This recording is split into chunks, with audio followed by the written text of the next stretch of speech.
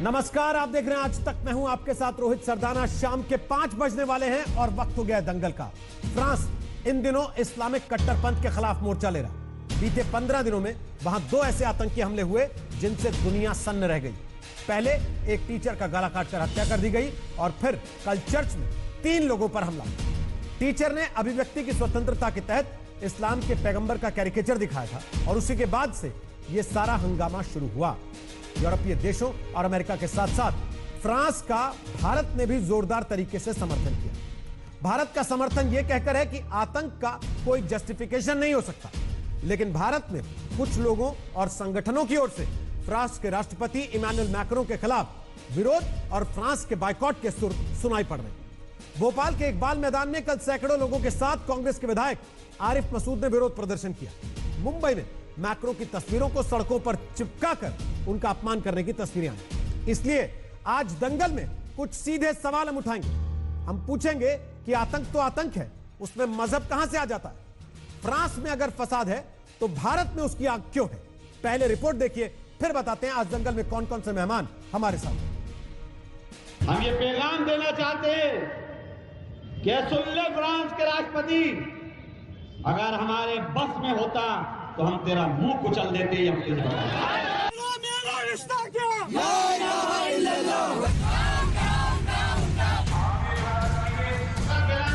Islamic आतंकवाद ने France को लहूलुहान कर रखा है, लेकिन मजहब के नाम पर भोपाल में फ्रांस के राष्ट्रपति इमैनुअल मैक्रों के खिलाफ प्रदर्शन हुआ। गुरुवार को भोपाल के इकबाल मैदान में कांग्रेस एमएलए आरिफ मसूद ने अपने सैकड़ों समर्थकों के साथ मैक्रों के खिलाफ नारेबाजी की। उनके पोस्टरों को रौंदा गया। भोपाल में जब यह प्रदर्शन हो रहा था, फ्रांस ने आतंक का एक और जख्म सहा था। नीस शहर में एक चर्च में घुसकर एक कट्टरपंथी ने 3 लोगों की हत्या कर दी थी। लेकिन भोपाल में मजहबी भीड़ को सड़कों पर उतारने वाले आरिफ मसूद को कोई फर्क नहीं। उसूल की बात यह है कि हमने कभी किसी के धर्म के बारे में बुरा नहीं कहा, तो हमारे मजहबी पेशवा के बारे में, हमारे नबी के बारे में गुस्ताखी करने का किसी को हक हासिल नहीं है। और अगर फ्रांस के राष्ट्रपति ने कार्टून के ऊपर टिप्पणी करी है तो हमने उसका विरोध करा है और शांतिपूर्वक विरोध करा। फ्रांस का मौजूदा बवाल 16 अक्टूबर को शुरू हुआ था, जब अभिव्यक्ति की स्वतंत्रता की क्लास में सैमुअल पैटी नाम के एक शिक्षक ने पैगंबर का कैरिकेचर दिखाया तो उसके विरोध में उनका गला काटकर हत्या कर दी गई। इस घटना के बाद फ्रांस के राष्ट्रपति इमैनुअल मैक्रों ने इस्लामिक आतंकवाद के खिलाफ कड़ा रुख अपनाया, जिसके बाद तुर्की और पाकिस्तान जैसे इस्लामिक देशों ने न सिर्फ फ्रांस का बायकॉट किया, बल्कि मैक्रों के खिलाफ निजी हमले शुरू किए। इसके बाद पहले यूरोपीय देशों ने मैक्रों का समर्थन किया। बाद में भारत के विदेश मंत्रालय ने भी 2 टूक शब्दों में मैक्रों पर निजी हमलों की खिलाफत की। गुरुवार को नीस में हुए आतंकी हमले के खिलाफ खुद प्रधानमंत्री नरेंद्र मोदी ने ट्वीट किया। लेकिन इधर न सिर्फ भोपाल बल्कि मुंबई के भिंडी बाजार और नागपाड़ा में मैक्रों का अपमान हुआ। अलीगढ़ यूनिवर्सिटी के छात्रों ने फ्रांस के खिलाफ विरोध मार्च निकाला। वडोदरा और देवबंद जैसी जगहों में भी फ्रांस की विरोध की खबरें हैं। नबी की सीरत को तुमने नहीं बोला, इसलिए गुस्ताखी की है। फ्रांस में तौहीन रिसालत का जो मामला सामने आया है वो निहायत तकलीफदा है। उसको किसी भी तरीके से बर्दाश्त नहीं किया जाता। उससे दुनिया के तमाम मुसलमानों के एहसासात को ठेस पहुंची है। दारुल देवबंद ने आज हुकूमत हिंद से भी मुतालबा किया है कि वो इस सिलसिले में अपने मौक़िफ़ का इजहार करे और फ्रांस हुकूमत के सामने अपना एहतजाज दर्ज कराए और हिंदुस्तानी मुसलमानों के जज्बात की तर्जुमानी करे। हालांकि बीजेपी खुलकर फ्रांस का साथ दे रही है। भोपाल की घटना को लेकर न सिर्फ कांग्रेस विधायक आरिफ मसूद के खिलाफ कोरोना गाइडलाइंस उल्लंघन का केस दर्ज हुआ है, बल्कि बीजेपी नेताओं ने सीधे कांग्रेस नेतृत्व से सवाल किया है। भोपाल के कांग्रेस के विधायक आरिफ मसूद के द्वारा फ्रांस के खिलाफ रैली का आयोजन करना, प्रदर्शन करना, यानी शुद्ध तौर पर आप आतंकवाद का समर्थन कर रहे हैं। मैं कांग्रेस की राष्ट्रीय अध्यक्ष और विशेष तौर पर मध्य प्रदेश के पूर्व मुख्यमंत्री कमलनाथ जी आपसे पूछना चाहता हूं, क्या आप आतंकवाद का समर्थन करते हैं? इस प्रकार के प्रदर्शनों में आप साथ में हैं, इसका जवाब उनको देना चाहिए। पुलवामा आतंकी हमले के बाद फ्रांस ने भारत का साथ दिया था। भारत भी कह रहा है कि आतंकवाद को किसी भी सूरत में सही नहीं ठहरा सकते, इसीलिए भारत का रुख कड़ा है। पहली बात है, कल प्रधानमंत्री ने ट्वीट करके कहा है कि जो फ्रांस में आतंकवादी घटनाएं हुई वो गलत हैं और भारत फ्रांस के साथ है। तो आतंकवाद के खिलाफ देश को एक होना पड़ेगा। हाँ, किसी की रिलीजियस भावनाओं का असम्मान नहीं होना चाहिए, लेकिन कई लोग रिलीजन की आड़ में आतंकवाद करते हैं कि नहीं, ये आप भी जानती हैं। और आज भारत और फ्रांस के बीच एक अच्छे रिश्ते बने हैं, इसलिए कई मामलों में बहुत सराहना हुई है कि फ्रांस में जो दुर्घटनाएं हुई हैं उस पर भारत सरकार ने अपना रुख बहुत स्पष्ट किया है और स्वयं प्रधानमंत्री मोदी जी ने अपनी बात कही है। कट्टरवाद के खिलाफ भारत का रुख साफ है, लेकिन भोपाल, मुंबई, अलीगढ़ जैसे प्रदर्शनों से ये सवाल उठा है कि क्या ये देश के रुख के खिलाफ नहीं है। भोपाल से रवीश पाल सिंह के साथ आज तक ब्यूरो। तो आपको बता दें कि दंगल में आज हमारे साथ संबित पात्रा हैं, वो बीजेपी के प्रवक्ता हैं। हमारे साथ अभय दुबे हैं, वो कांग्रेस पार्टी के प्रवक्ता हैं। हमारे साथ तारक फतेह हैं, वो लेखक हैं, कॉलमिस्ट हैं, कनाडा में रहते। हमारे साथ वसीम रिजवी हैं, वो चेयरमैन है शिया वक्फ बोर्ड के। हमारे साथ हैं तस्लीम अहमद रहमानी, वो सेक्रेटरी हैं एसडीपीआई के। और हमारे साथ हैं किशोर तिवारी, वो प्रवक्ता हैं शिवसेना के। आप सबका स्वागत है दंगल में। सबसे पहले मेरा सवाल तस्लीम रहमानी आपसे है। आपने तो पहले ही हाथ उठा लिया, मैं तो आप ही के पास आ रहा था, लेकिन आपने पहले ही हाथ उठा लिया।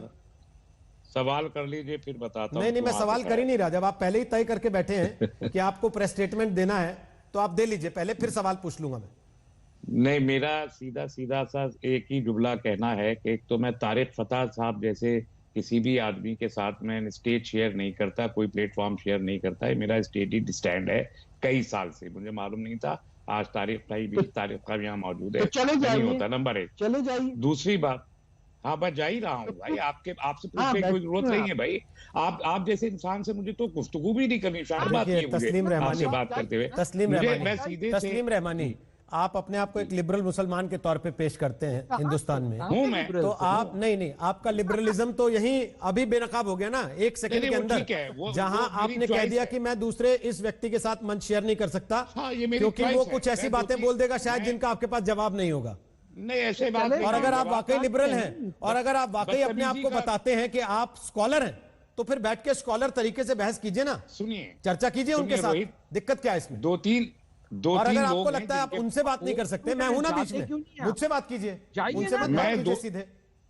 मैं 2-3 लोगों के बारे में ये जानता हूँ कि उनसे बात करना मेरे लिए मुनासिब नहीं है, तस्लीम साहब की पहली चीज, इसलिए मैं नहीं करता हूँ। मैं आपसे केवल इतना कह रहा हूँ, आप मुझसे बात कीजिए ना, आप तारक फतेह से मत बात कीजिए, आप मुझसे बात कीजिए। मैं सीधे सवाल पूछूंगा आपसे, नहीं, मेरे सवाल का जवाब दीजिए तो मैं जवाब तो दूंगा ना। हाँ बिल्कुल,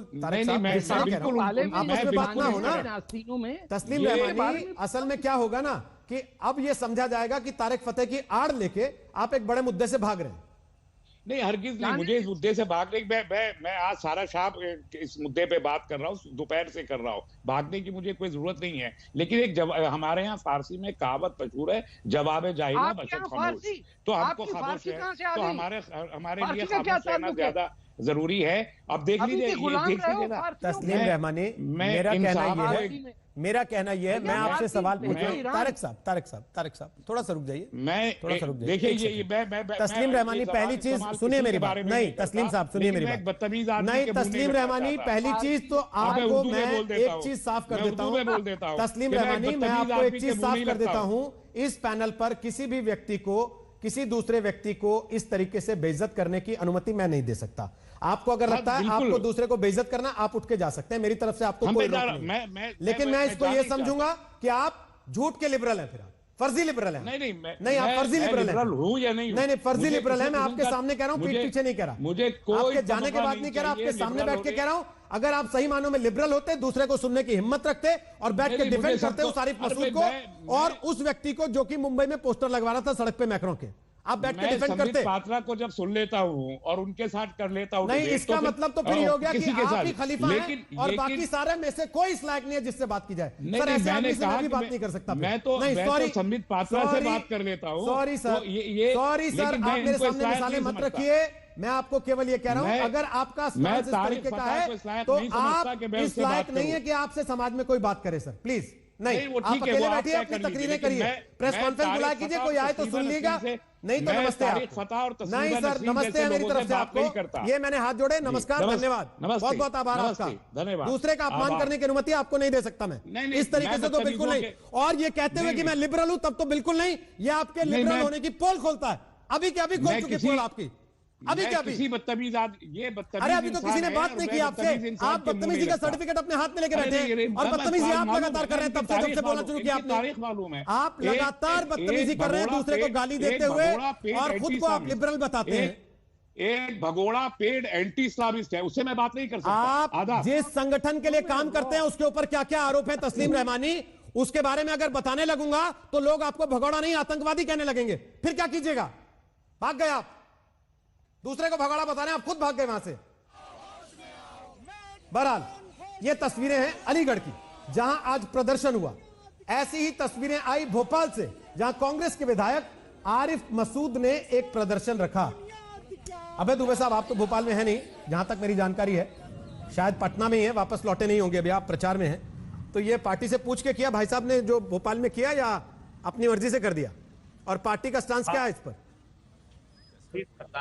जहां तक पार्टी का, वो हमारी पार्टी ने तो आतंकवाद के खिलाफ सर्वोच्च बलिदान किया।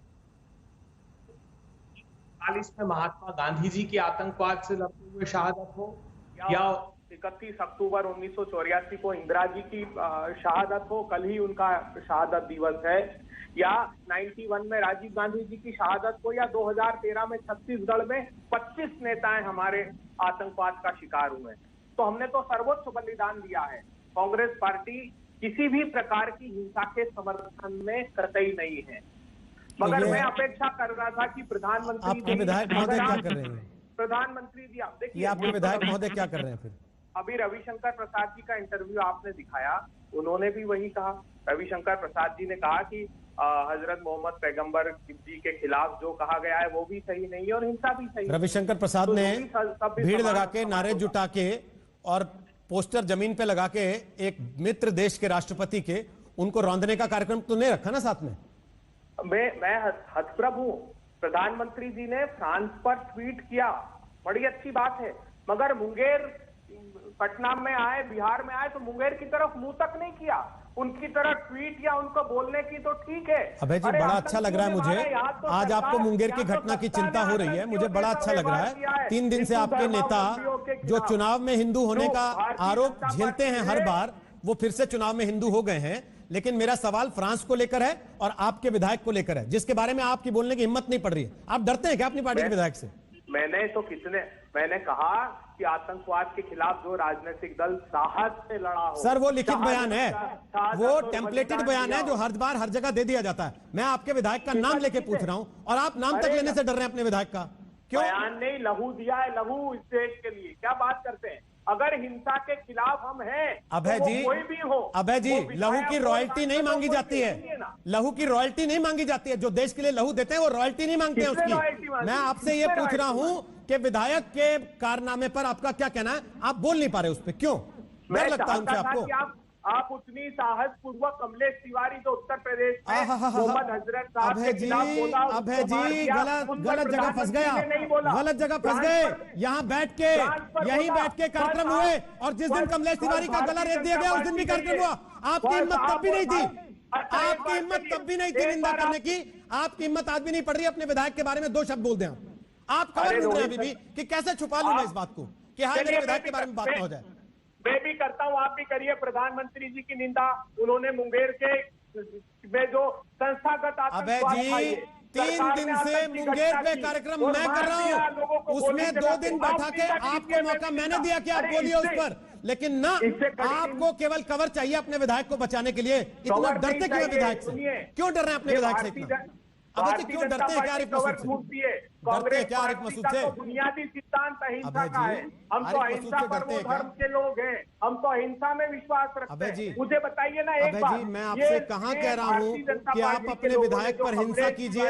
मैंने पूछा क्या आप अपने विधायक के इस कार्यक्रम के साथ हैं? आपकी पार्टी इस कार्यक्रम को अनुमति देती है, सहमति देती है जो उन्होंने किया? बिल्कुल नहीं। विधायक ने स्वयं ने कह दिया कि ये कांग्रेस पार्टी का कोई आयोजन तो ये बात नहीं पहले है, कह देते ना मेरे सर। समुदाय का आयोजन है। यही बात पहले कह देते ना, कह दिया ये बात पहले कह देते ना, कोई आयोजन नहीं है, कांग्रेस पार्टी का कोई लेना देना नहीं इससे। बिल्कुल उसने ही कह दिया विधायक तो ने। कांग्रेस पार्टी निंदा करती है उनके ऐसा करने की? आपके इंटरव्यू में कांग्रेस पार्टी निंदा करती है उनके ऐसा करने की? में तो हिंसा की निंदा करते हैं, लेकिन किसी को भी किसी धर्म जाति समुदाय के अपमान नहीं करना चाहिए। और अपमान करने पर कोई गला काट दे तो उसके आप साथ हैं कि हाँ गला काट देना चाहिए, कोई बात नहीं। पहले चार्ली हेब्डो के दफ्तर में 17 आदमी मार दो, उसके बाद दोबारा टीचर को मार दो, फिर 3 लोगों पे चाकू लेके चढ़ जाओ, उससे आप सहमत हैं? उसके साथ हैं आप? ये हिंसक मनोवृत्ति भारतीय जनता पार्टी की है। अरे तो आप निंदा तो कीजिए ना, फिर निंदा तो कीजिए, कम से कम उसकी निंदा तो कीजिए। मैंने क्या कहा आपको रोहित सरदाना जी कि हिंसा की निंदा करता हूं मैं, मेरा राजनीतिक दल करता है। रणदीप सुरजेवाला जी ने राष्ट्रीय हमारे जो मीडिया ये निंदा बिल्कुल, उन्होंने भी कहा कि हम ये निंदा उसी तरीके की है। अब इससे ये निंदा उसी तरीके की है जैसी असहमति है अपने विधायक के उस कार्यक्रम में खड़े होने से, उसी तरीके की निंदा है ना कि हम तुम्हारे साथ नहीं है पर तुम करते रहो, कोई बात नहीं, अपने नाम से कर लो, वोट बैंक अपना सेटल होता है। हमारी कौम का कार्यक्रम है। अब आप एक बार प्रधानमंत्री जी से भी, संबित पात्रा से पूछिए। प्रधानमंत्री जी संबित पात्रा से पूछ लूंगा, मुंगेर में कार्यक्रम रोज कर रहा हूँ, आपकी तरह नहीं हूँ कि मौका परस्ती हो, जहां मौका आए चुनाव दिखे तब जाके जागू कि हाँ मैं भी हिंदू हूँ। हर रोज कर रहा हूँ कार्यक्रम और 3 दिन से कर रहा हूँ, और आपको कम से कम बताने की जरूरत नहीं है क्योंकि उसमें 2 दिन आप बैठे हैं उस कार्यक्रम में, इसलिए कम से कम यहां बैठ के तो कम से कम मत बोलिए ना, दूसरी जगह जाके बोलते तो समझ में आता था। अभी संबित पात्रा आएंगे, आपका सवाल पूछ दूंगा, लेकिन ये कहते हुए पूछूंगा सर कि आप अगर अपने विधायक के साथ नहीं है तो विधायक पर कार्रवाई क्या कर रहे हैं? अब मेरा सवाल तारक फतेह से है, संबित पात्रा कनेक्ट हो रहे हैं, उनके पास भी जाऊंगा, लेकिन उसके पहले तारक फतेह मेरा सवाल आपसे है। तस्लीम अहमद रहमानी तो चले गए, पता लग गया कितने बड़े लिबरल हैं जी, लेकिन तारक फतेह अगर फ्रांस में फसाद हो रहा है तो भारत में अलीगढ़ में, मुंबई में, भिंडी बाजार में, भोपाल में ये सब करने का क्या मतलब है? ये प्राइमरी एक सवाल पूछा जाता है हमेशा हिंदुस्तान में कि पहले हिंदुस्तान है या पहले आपका इस्लाम है। और इसमें जिन लोगों को हिंदुस्तान के कॉन्स्टिट्यूशन पे ईमान है, चाहे वो राइट विंग हो, लेफ्ट विंग हो, उनको समझ में आएगी ये बात, क्योंकि नेशन और कंट्री तो निकला ही फ्रेंच रेवोल्यूशन के बाद है। उससे पहले तो हर चीज कबायली होती थी, मजहबी होती थी। ये 18वीं सेंचुरी का फ्रेंच रेवोल्यूशन है जिसकी वजह से वर्ड कंट्री निकला और लोग ट्राइबलिज्म से निकले। ये लोग जो फ्रांस में कातिलों का डिफेंस कर रहे हैं, ये वही हैं जिन्होंने प्रॉफिट मोहम्मद के अपने बच्चों के गले कटते हुए उमैयद डायनेस्टी बनाई थी और फिर वहां से हिंदुस्तान पे हमला किया था। ये सोच अलग नहीं है, ये वही है जो मस्जिदों में पढ़ाई जाती है। 50,000 मस्जिदों में हर जुम्मे को दुआ मांगी जाती है कि या अल्लाह मुसलमानों को कौमुल काफरीन पे फतह नसीब करे। कौमुल काफरीन कौन है? आप ही है ना, मैं तो नहीं, मैं तो मुसलमान हूं, तो मुझे फतह नसीब हो आप और संबित पात्रा जैसे काफिरों पे। और ये खुलेआम हो रहा, हर मदरसा, अभी पिछले हफ्ते मदरसों में से किताबें निकली जिसमें जिहाद का लेसन पढ़ाया जा रहा है। जब तक आपके मुल्क में, हिंदुस्तान में मदरसे रहेंगे, आप ये सांप पालते रहेंगे। जिन लोगों की लॉयल्टी या पाकिस्तान से होगी या सऊदी अरेबिया से या टर्की से, ये वही लोग हैं जिन्होंने खिलाफत मूवमेंट में जाके केरल के हिंदुओं को मार दिया। मोहम्मद अली, शौकत अली ब्रदर्स, और उसमें मासूमियत में गांधी जी भी फंस गए कि जो तुर्क कह रहे थे हमें लानत है, हमें नहीं चाहिए, वो हिंदुस्तान का मुसलमान कह रहा है नहीं हमें चाहिए कि वहां खिलाफत हो। और केरल के हिंदुओं को क्या उसमें जिम्मेदारी थी जो मलाबार में जाके आपने उनके खून बहा दिए? ये रोहिंग्या नहीं आए थे यहाँ पे, उसका हिंदुस्तान से क्या ताल्लुक था जो उन्होंने लाके मार पीट लूट मार शुरू कर दी?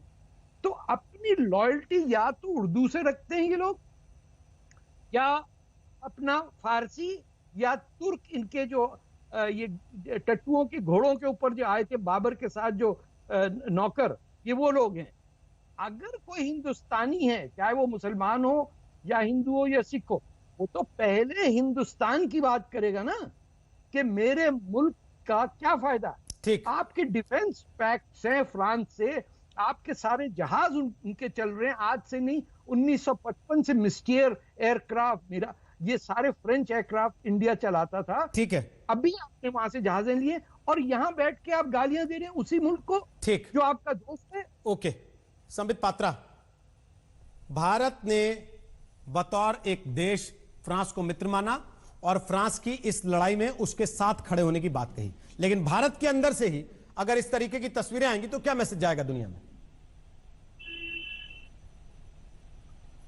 रोहित जी थोड़ा समय दीजिएगा, बहुत समय के लिए मैं कट ऑफ रहा, मगर इस विषय पर मेरे दिल से कुछ आवाजें निकल रही है जो मुझे व्यक्त करना है।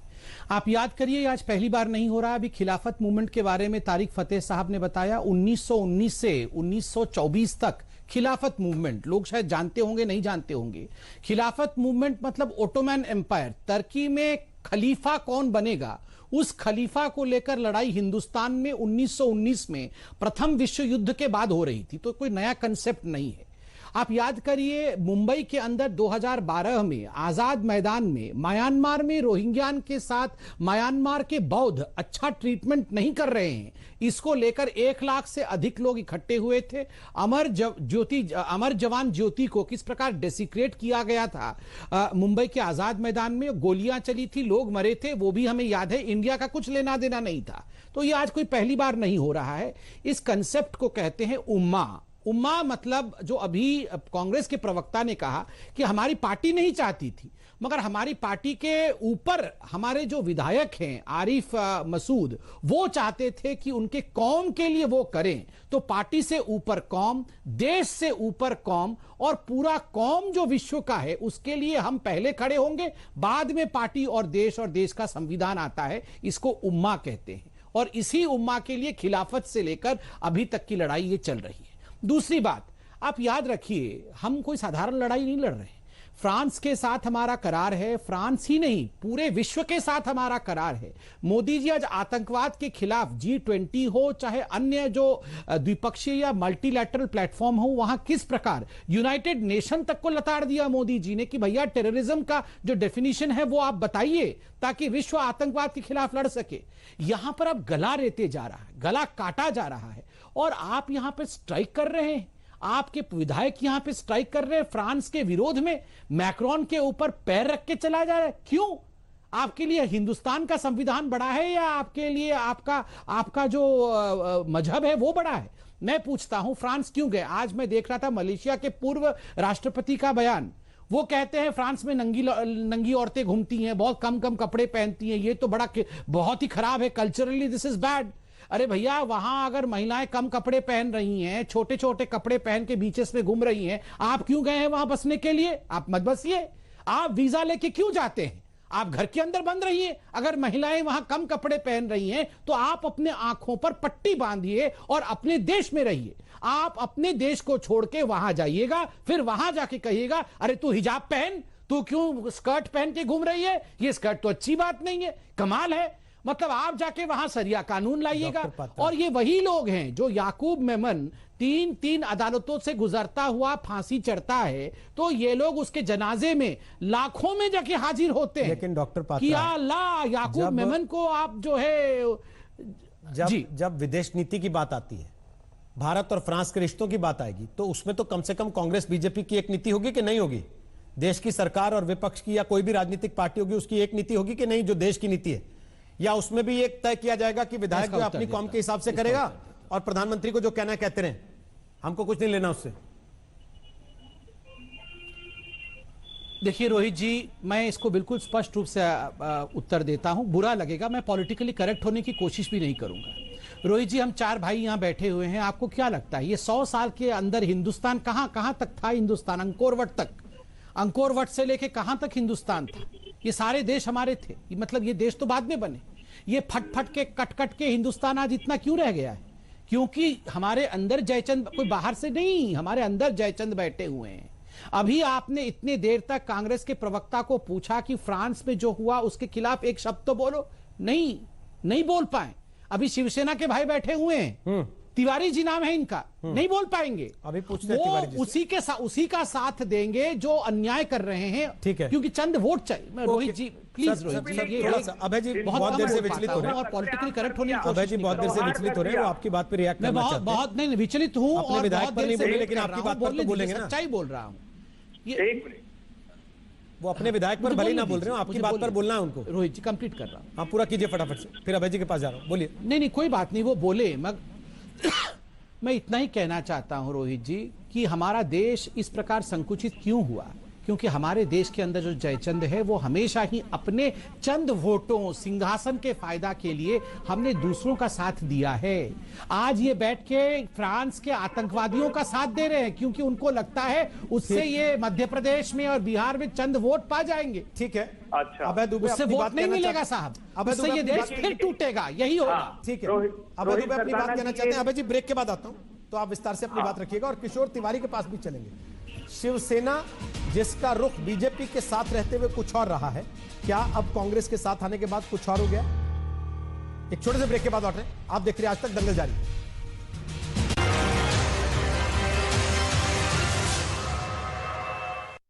बच्चों, इस सबका साथ सबका विकास भारत जो मुद्दा है वो बेरोजगारी को लेकर वर्ल्ड बैंक से कर्ज लेकर हम लोगों ने जीविका योजना की शुरुआत की।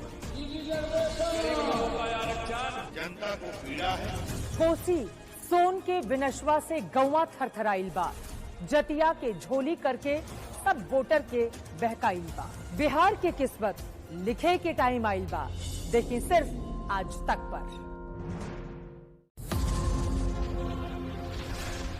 हम हैं बिहारी, बिहार हमार शान है। गौरव अपन बिहार के देश दुनिया में फैलल बा। अब यहन सब नेता दरवाजे चुनाव के टाइम आइल बा। हुंकार बा, प्रहार है, इस सबसे बड़ लड़ैया है। तू ही चुनबा अब के कर राज, अब बिहारी के बारी आइल बा, देखी सिर्फ आज तक पर।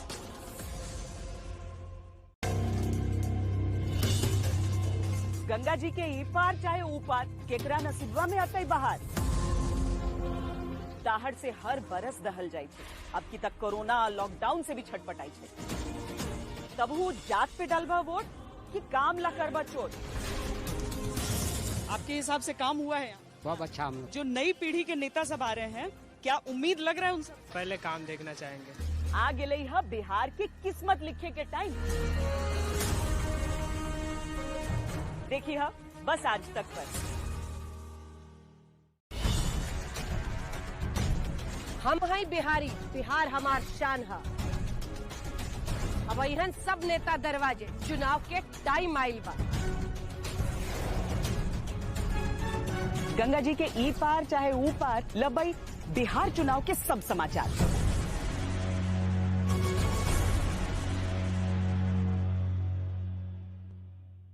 हम नेता हैं, पत्रकार हैं, राजनीति के जानकार हैं, किसान हैं, वकील हैं, कलाकार हैं, हर पेशे में हम भारी हैं। गर्व से कहो हम बिहारी हैं। डाउनलोड करें आज तक ऐप। बिहार चुनाव पर आज तक की मुहिम से जुड़े।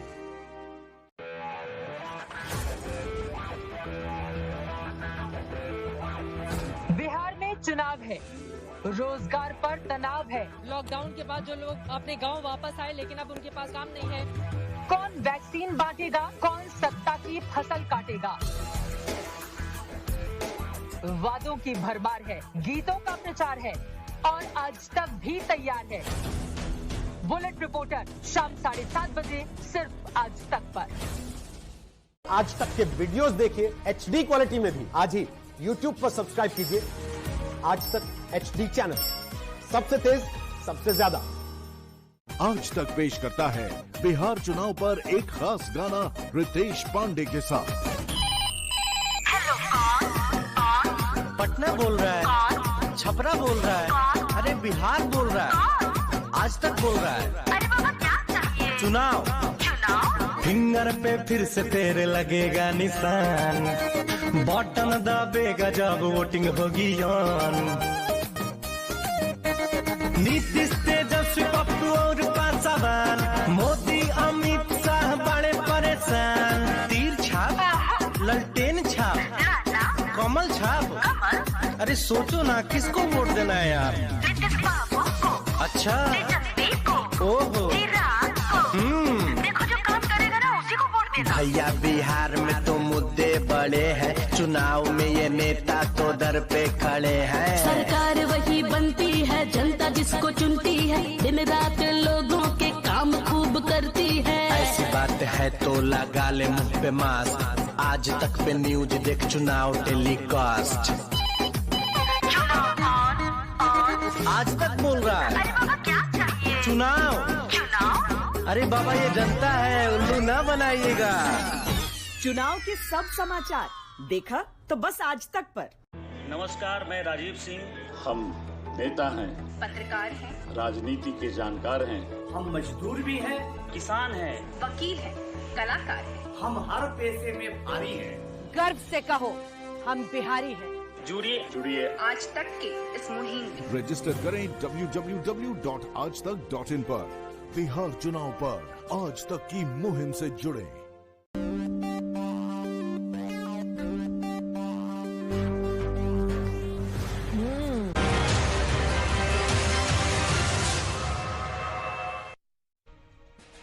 तो ब्रेक के बाद एक बार फिर आपका स्वागत है। दंगल आप देख रहे हैं। फ्रांस में आग तो भारत में आखिर क्यों फसाद? ब्रेक के पहले अभय दुबे अपनी बात रखना चाहते थे। अभय जी बोल लीजिए, फिर किशोर तिवारी जी आपके पास भी आ रहा हूं। पहली बात मैं ये साफ बता दूं कि बार बार संबित पात्रा जी कह रहे हैं, आप कह रहे हैं पार्टी। मैंने पहली बार में ही कहा कि हम जो हिंसा हुई है उसकी निंदा करते हैं, क्योंकि हमने खुद ने हिंसा सही है।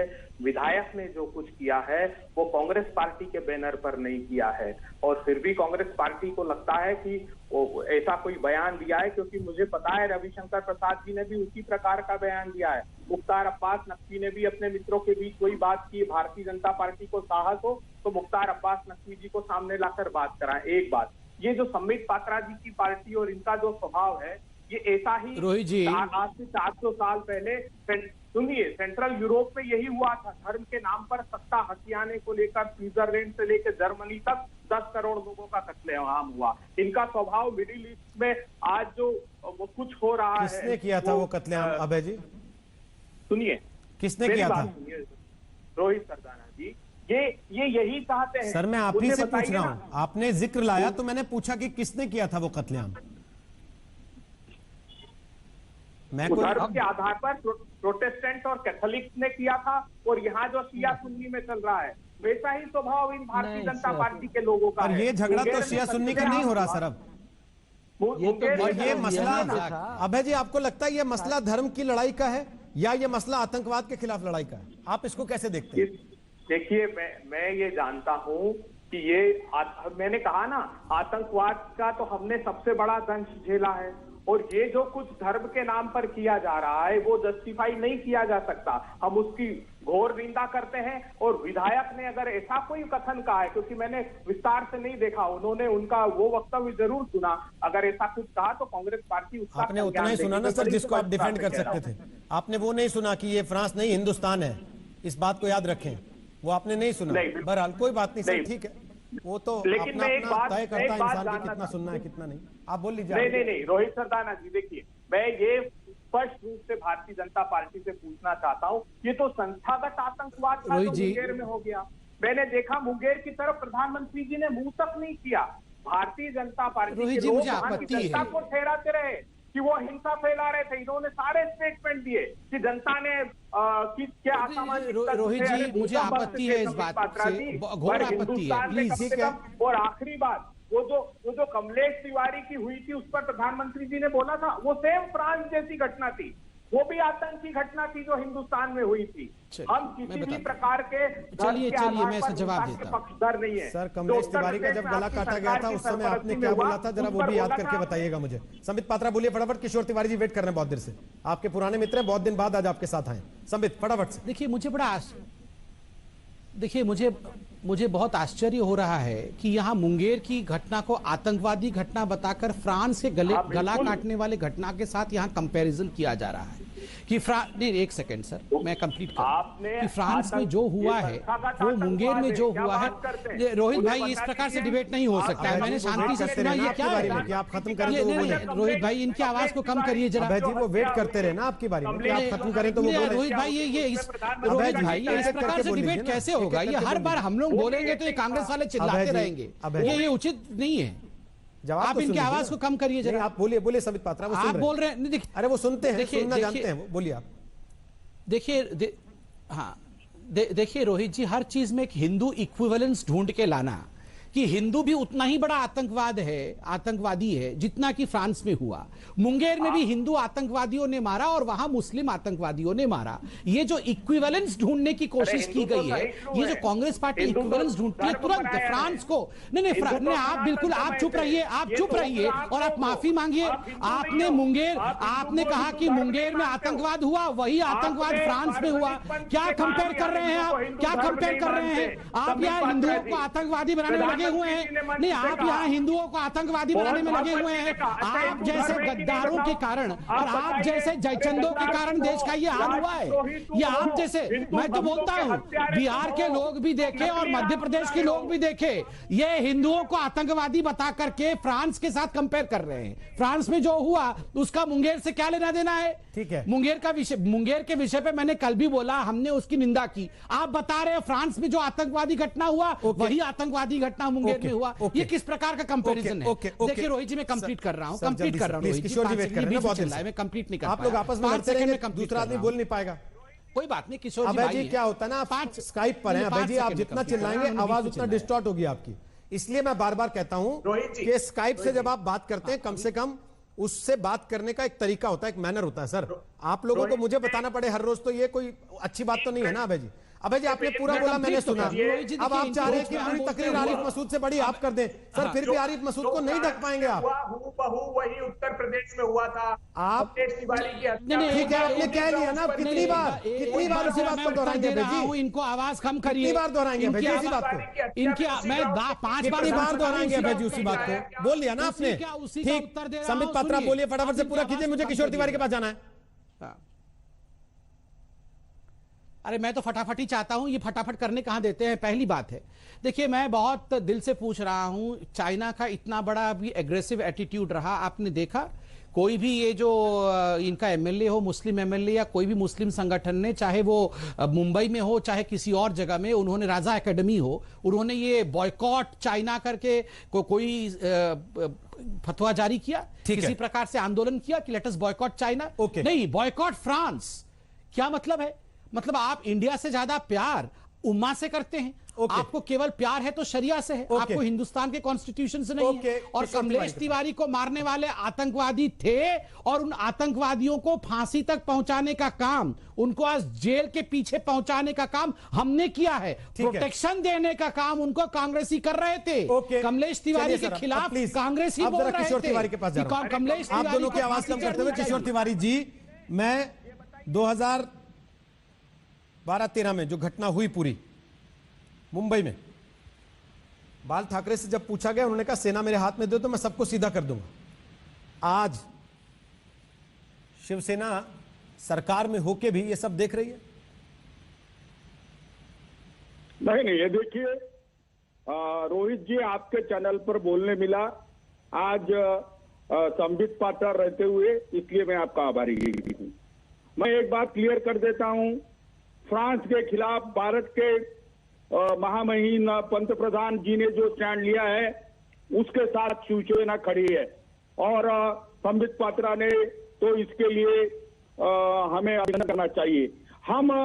हम किसी भी आतंकवाद का सपोर्ट नहीं करते, और बाला साहब ठाकरे जो कह रहे थे उस बात के साथ आज भी हम जुड़े हुए हैं। जो आज बंबई में हुआ, उनके खिलाफ कानूनन कार्रवाई की जा रही है। मैं आपको कह रहा हूं कि मैंने जितना इस्लामिक स्कॉलर बोलकर पढ़ा, उसमें मैंने कहीं देखा नहीं कि मोहम्मद पैगंबर ने कभी हिंसा का समर्थन किया है, या पिलर्स ऑफ द इस्लाम में भी हिंसा का कोई रोल है। लेकिन ये जो आतंकवाद है, इससे बहुत सारे देश प्रभावित हुए हैं, और शिवसेना पार्टी बोलकर जो भारत में प्रोटेस्ट किए जा रहे हैं फ्रांस के खिलाफ, उसके खिलाफ है। मैं संदीप पात्रा को क्लियर करा देना चाहता हूं कि अभय दुबे जो बात कर रहे थे कि आपका हिंदुत्व मुंगेर की घटना के ऊपर उतना खौला नहीं जितना आप हमसे सर्टिफिकेट मांगते थे। तो आप ये समझ लीजिए कि मुंगेर में आपका जो किरकिरी हुई है कि चुन चुन के हिंदुओं को मारा गया है, उससे आपकी छवि खराब हुई है। ठीक है, लेकिन हम यहाँ मेरा राजनीति करना नहीं चाहते। मेरा सवाल यह है, आप क्या मानते हैं कि फ्रांस में गला काट देना कार्टून दिखाए जाने पर टीचर का, उसके बाद कल चर्च में जाकर 3 लोगों पर चाकू से हमला कर देना, उसमें और मुंगेर की घटना में कोई अंतर नहीं लगता आपको? आपको लगता है एक जैसी घटनाएं हैं? नहीं, जरूर है, उसका कोई समर्थन नहीं है, लेकिन नाइंसाफ लोगों को मारा गया है तो चर्चा होगी। आप दुबे जी को इतना दरकिनार नहीं कर सकते। दुबे जी को कोई दरकिनार नहीं कर रहा। दुबे जी 3 दिन से यहाँ मुंगेर पे चर्चा कर रहे हैं, इसलिए मैं उनसे कह रहा हूँ किशोर जी, आप तो टीवी देखते नहीं शायद। दुबे जी 3 दिन से यहाँ मुंगेर पे चर्चा कर रहे हैं बैठ के, इसी 5 बजे के कार्यक्रम में। भारत सरकार का अधिकार नहीं है। दुबे जी 3 दिन से यहीं बैठ के मुंगेर पे चर्चा कर रहे हैं, लेकिन सवाल यह है कि शिवसेना को भी तो आज याद आई मुंगेर की। 2 दिन से तो शिवसेना की भी सिट्टी पिट्टी गुम थी, कुछ नहीं बोल रहे थे, और पालघर में आपका हिंदुत्व सो गया था जैसे इनका मुंगेर में सो गया। फिर मैं पूछूंगा तो इसलिए बजाय पीछे जाने के जो सवाल आज का सामने खड़ा है जिसपे हम बहस कर रहे हैं उस पर बात होनी चाहिए ना। मैं पूछ रहा हूं मुंगेर की घटना में और फ्रांस के आतंकवाद में आपको कोई अंतर नहीं लगता? नहीं। जिस फ्रांस ने उदारवाद देके मुस्लिमों को बना दी, वहां पर देखो, एक बात है कि मोहम्मद पैगंबर को जो समझते नहीं वो उन पे कार्टून बनाएंगे, और कार्टून बनाना तो गलत था ही, लेकिन जिस प्रकार की हिंसा हो रही है वो भी वेदना देने वाली है। ठीक है। और उसकी रिएक्शन जो कुछ है उसमें अगर कांग्रेस के लोग शामिल होते हैं तो कांग्रेस हाईकमांड ने उसमें नियंत्रण लाना चाहिए, ये भी मांग मैं करूंगा। ठीक है, संबित पात्रा छोटा सा कमेंट, उसके बाद तारक फतेह से कमेंट लूंगा। जल्दी संबित पात्रा, बहुत छोटा सा कमेंट। देखिए, बार बार ये मुंगेर की घटना को फ्रांस की घटना के साथ कंपेयर किया जा रहा है। मैं एक बात स्पष्ट कर दूं, यहां कार्टून बनाया गया शार्ली हेब्डो में, 1000 बार शार्ली हेब्डो ने जीसस क्राइस्ट पे भी कार्टून बनाया, और मैं तो कहता हूं हिंदू देवी देवता किसी को कोई छोड़ा नहीं गया है। बाथरूम डोरमैट से लेके शैंपेन ग्लास पर हर हिंदू देवी देवता के फोटो लगाए गए हैं, भद्दी भद्दी टिप्पणी की गई है। मैं पूछता हूं कितने लोगों को हमने गला काट दिया, जो आप यहां इक्विवेलेंस ड्रॉ कर रहे हैं कि हिंदू भी ऐसे ही हैं। ये बार बार जो शिवसेना के लोग और कांग्रेस के लोग हिंदुओं को आतंकवादियों के साथ कंपेयर कर रहे हैं कि मुंगेर में भी हिंदुओं ने आतंकवाद किया है, मैं पूछ रहा हूं इतने हिंदू देवी देवताओं के नग्न चित्र बनाए गए, हमने कितने लोगों के गर्दन काट दिए? कितने लोगों के गर्दन काट दिए? कभी सुना कि किसी टीचर का गर्दन काट दिया हमने? नहीं, ओके नहीं है, ये जयचंदो को बताइए कि हिंदुओं को आतंकवादी सिद्ध करने की कोशिश ना करें। इस तरीके से बात मत कीजिए कि उसके बाद उस पर तुलना भी नहीं की, उसके बाद एक दूसरे का सामना ना कर पाए। Please Tarak Fateh, last comment.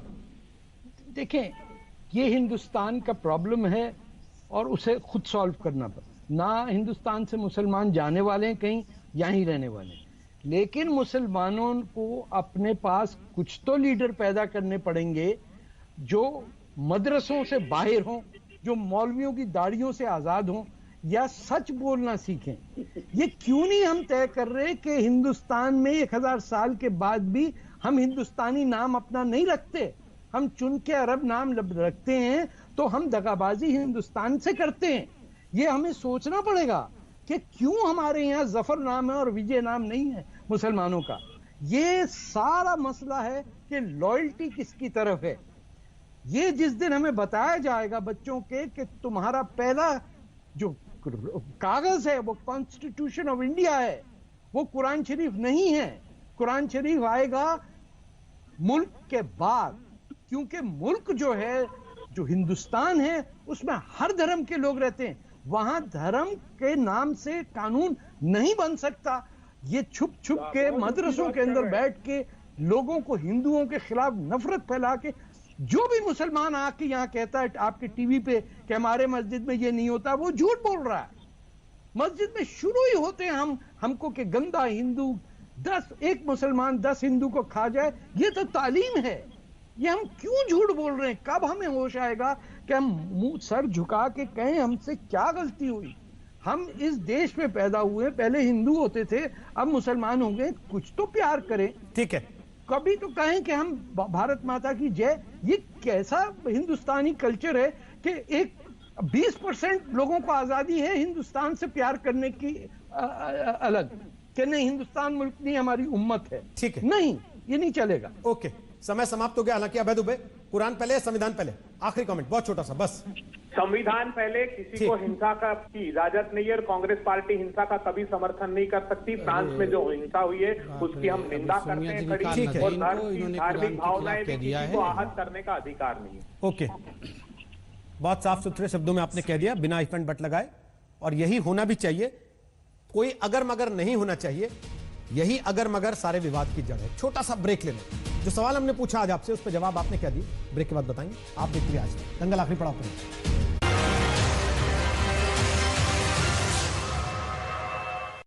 पहलवान, सबका साथ सबका विकास, भारत जो मुद्दा है वो बेरोजगारी को लेकर वर्ल्ड बैंक से कर्ज लेकर हम लोगों ने जीविका योजना की शुरुआत की। जनता को पीड़ा है। कोसी सोन के विनशवा से गौवा थरथराइल बा, जतिया के झोली करके सब वोटर के बहकाइल बा। बिहार के किस्मत लिखे के टाइम आइल बा, देखिए सिर्फ आज तक पर। हम हैं बिहारी, बिहार हमार शान है। गौरव अपन बिहार के देश दुनिया में फैलल बा। अब यहन सब नेता दरवाजे, चुनाव के टाइम आइल बा। हुंकार बा, प्रहार है, इस सबसे बड़ लड़ैया है। तू ही चुनबा अब के कर राज, अब बिहारी के बारी आइल बा, देखी सिर्फ आज तक पर।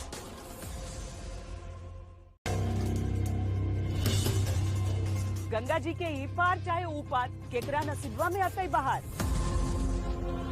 दाहड़ से हर बरस दहल जाए थे, अब की तक कोरोना लॉकडाउन से भी छटपटाई थे। तब वो जात पे डालबा वोट कि काम ला करबा चोट?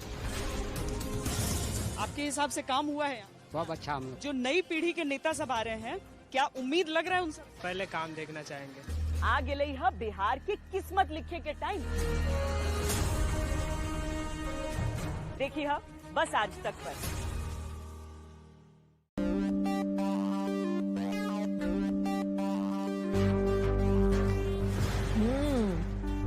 बिहारक एकटा एहन चीज जे मसलगर एतेक कि कान से धुआं निकाल दिए, चहटगर एतेक कि अहू के एक चस्का लग जाए। जुइन बुझू कि हम लिट्टी चोखा गप करे छी, हम गप करे छी बिहारक इलेक्शनक।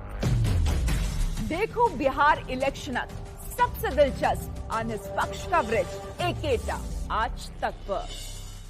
आज तक अन्य 70 चैनलों के साथ न्यूज ब्रॉडकास्टर्स एसोसिएशन का सक्रिय सदस्य है। हम एनबीएसए द्वारा जारी आचार संहिता और निर्देशों का कड़ाई से पालन करते हैं। ऐसे चैनलों से सावधान रहें जो रेगुलेटेड नहीं है।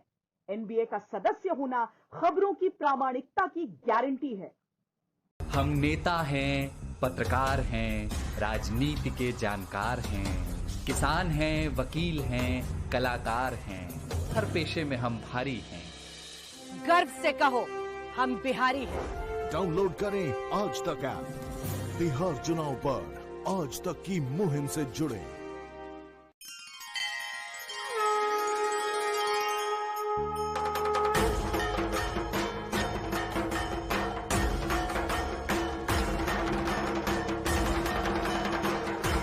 কেমন আছো বাংলা?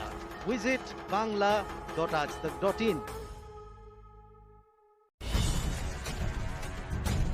हम हैं बिहारी, बिहार हमार शान है। अब यहन सब नेता दरवाजे, चुनाव के टाइम आइल बा। गंगा जी के ई पार चाहे ऊ पार, लबई बिहार चुनाव के सब समाचार।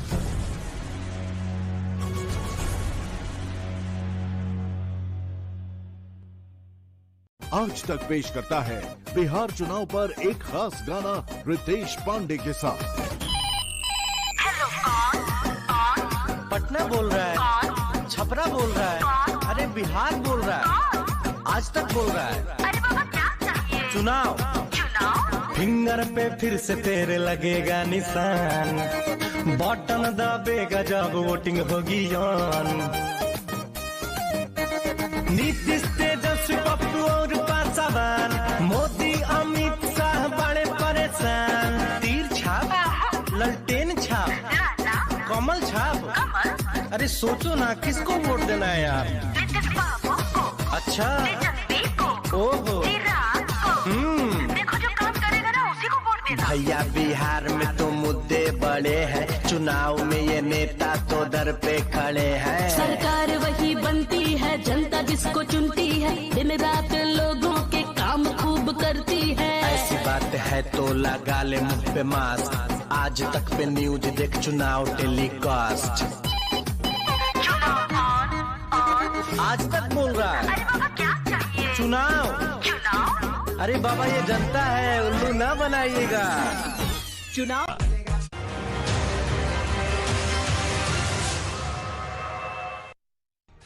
तो सवाल हमने आज आपसे पूछा था, क्या फ्रांस में आतंकी हमलों को कट्टरपंथी रंग देकर इस्लामिक देश माहौल बिगाड़ रहे हैं? जो जवाब आपने हमें दिए 92%, 92% लोगों को लगता है कि हां माहौल बिगाड़ा जा रहा है, जबकि 8% लोगों को ऐसा नहीं लगता।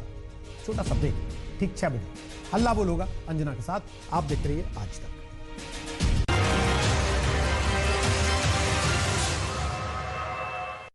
मैं एमपेल ऐप डाउनलोड। सबका साथ सबका विकास भारत जो मुद्दा है वो बेरोजगारी को लेकर वर्ल्ड बैंक से कर्ज लेकर हम लोगों ने जीविका योजना की शुरुआत की। जनता को पीड़ा है। कोसी सोन के विनशवा से गौवा थरथराइल बा, जतिया के झोली करके सब वोटर के बहकाइल बा। बिहार के किस्मत लिखे के टाइम आइल बा, देखिए सिर्फ आज तक पर। हम हैं बिहारी, बिहार हमार शान है। गौरव अपन बिहार के देश दुनिया में फैलल बा। अब यहन सब नेता दरवाजे चुनाव के टाइम आइल बा। हुंकार बा, प्रहार है, इस सबसे बड़ लड़ैया है। तू ही चुनबा अब के कर राज, अब बिहारी के बारी आइल बा, देखी सिर्फ आज तक पर।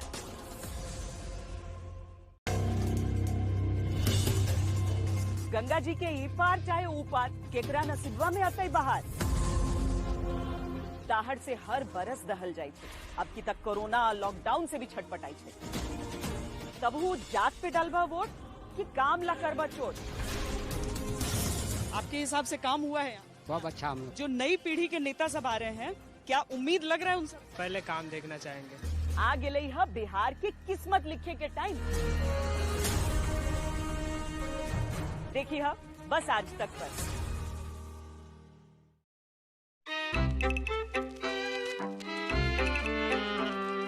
बाबू देखो ना, मैं हूँ कली नहीं। कहा बनने में कोई नई खबर लाए हो?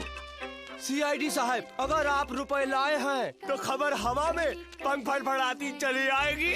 सुनिए, फिल्म प्रोड्यूसर राय बहादुर गाइंदामल चुन्नी लाल दरअसल अंडरवर्ल्ड का मुखबिर है। वही उन्हें बताता है कि कौन से हीरो और हीरोइन के पास कितनी मोटर गाड़ियां हैं, कौन सोने के सैंडल पहनती है और कौन चांदी के चम्मच में खाता है। गाइंदामल चुन्नी लाल? मुझे तो यकीन नहीं होता।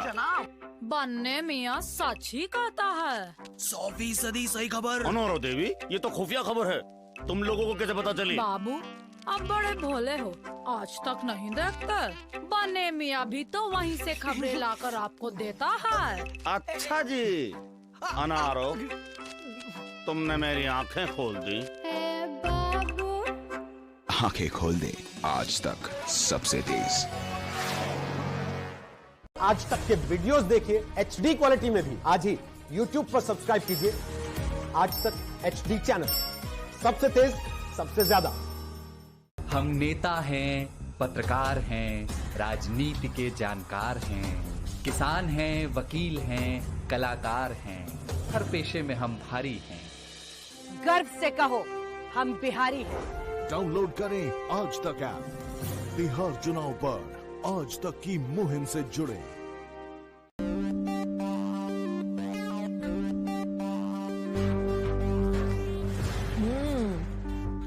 बिहारक एकटा एहन चीज जे मसलगर एतेक कि कान से धुआं निकाल दिए, चहटगर एतेक कि अहू के एक चस्का लग जाए। जुइन बुझू कि हम लिट्टी चोखा गप करे छी, हम गप करे छी बिहारक इलेक्शनक। देखो बिहार इलेक्शनक सबसे दिलचस्प और निष्पक्ष कवरेज एकेटा आज तक पर। हुजूर, बड़े उखड़े उखड़े दिखाई पड़ रहे हैं, मामला क्या है? जी बड़ा भारी भारी हो रहा है। किसी कैदी को उठा लाएं, उसे 2-4 लात मारेंगे तो आपका जी हल्का हो जाएगा। नहीं नहीं, कहीं मार मुरा गया तो खामखा। हुजूर, कीड़े मकोड़े हैं। पगले, आज तक वालों ने हमारे खिलाफ काउंटर एनकाउंटर कर दिया है। पता लगा लिया है कि कल एनकाउंटर में मारे गए लोग नामी डकैत नहीं, बल्कि मासूम, बेनाम और अनजान दर्जी, तांगे वाला और रसोईया थे। और ये कि इस साजिश में मुरारी भी मेरे साथ शामिल था। हाँ, मुरारी बोलती क्यों बंद हो गई? पोपट जब आंखें खुलती हैं तो बोलती बंद हो ही जाती है। मैं सरकारी गवाह बन जाऊंगा। मैं भी। और मैं। आंखें खोल दे, आज तक सबसे तेज। नमस्कार, मैं राजीव सिंह। हम नेता हैं, पत्रकार हैं, राजनीति के जानकार हैं, हम मजदूर भी हैं, किसान हैं, वकील हैं, कलाकार हैं। हम हर पेशे में भारी हैं। गर्व से कहो, हम बिहारी हैं। जुड़िए आज तक की इस मुहिम में। रजिस्टर करें www.aajtak.in पर। बिहार पतंजलि केश कांति, बालों का झड़ना, सफेद होना, रूसी आदि की समस्याओं का संपूर्ण समाधान पेश करते हैं हेडलाइंस। सह प्रायोजक Simco Oxyveda cold cream and body lotion. La Beauty का medicated surface cleaner kills 99.99% germs. Mongia steel, मजबूत देश का मजबूत सरिया। IMC श्री तुलसी अपनाएं, इम्यूनिटी बढ़ाएं, स्वस्थ जीवन पाएं। जगत आयुर्वेदिक हैंड सैनिटाइजर व स्प्रे, कीटाणुओं से सुरक्षा, हाथों की करे रक्षा। Dollar wear the change. Pet Safa Ayurvedic चूर्ण, पेट सफा हर रोग दफा। माई फेयर फेस वॉश, रूप संवारें, त्वचा निखारें। नेहा मेहंदी कोन, बनाए आपको हर त्योहार की रौनक। MDH बिरयानी मसाला, असली मसाले सच सच। MDH थकान मिटाएं, एनर्जी और इम्यूनिटी बढ़ाएं। Body rich capsules and syrup. Lux Cozi, सुनो तो अपने दिल की। जॉली तुलसी 51 ड्रॉप्स, जो इम्यूनिटी बढ़ाने के लिए लैब टेस्टेड है। मैदा, ट्रांस फैट, कोलेस्ट्रॉल रहित पतंजलि बिस्कुट खाइए और स्वस्थ रहिए। मध्य प्रदेश के पूर्व सीएम कमलनाथ पर इलेक्शन कमीशन का एक्शन। आचार संहिता के लगातार उल्लंघन पर छीना स्टार प्रचारक का दर्जा।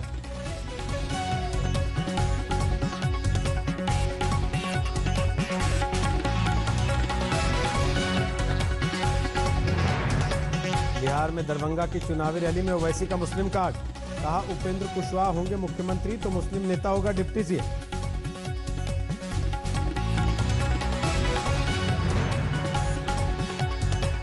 कश्मीर में 3 बीजेपी नेताओं की हत्या पर आतंकियों को केंद्रीय मंत्री नकली की 2 टूक।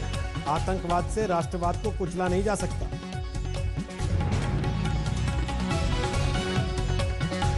पुलवामा पर पाकिस्तान के कबूलनामे के बाद सियासत गर्म। बीजेपी की मांग, कांग्रेस माफी मांगे। कांग्रेस ने पूछा कब खत्म होगा आतंकवाद। और गुजरात को जंगल सफारी की सौगात। केवड़िया में पीएम मोदी ने किया उद्घाटन। दिन में बीजेपी नेता केशुभाई पटेल के घर जाकर दी श्रद्धांजलि।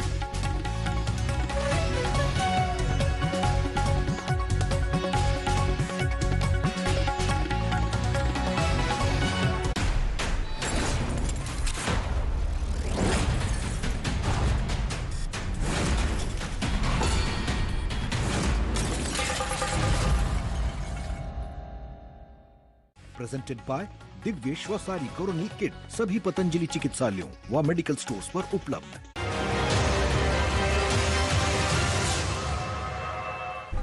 नमस्कार, आप देख रहे हैं हल्ला बोल। आपके साथ मैं हूं अंजना ओम कश्यप और आज बिहार के वैशाली से आप हल्ला बोल का ये स्पेशल एपिसोड देख रहे हैं।